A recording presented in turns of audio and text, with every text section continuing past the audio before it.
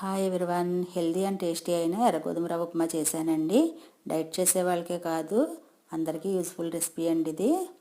Stove వెలిగించి pan పెట్టి oil వేసి 1 స్పూన్ ఆవాలు, జీలకర్ర, 1 స్పూన్ మినపగుళ్ళు, పచ్చిశనగపప్పు, అలాగే కాజు వేసుకొని కట్ చేసిన ఆనియన్స్, క్యారెట్, అల్లం ముక్కలు, పచ్చిమిర్చి ముక్కలు వేసుకొని బాగా కలుపుకోవాలండి.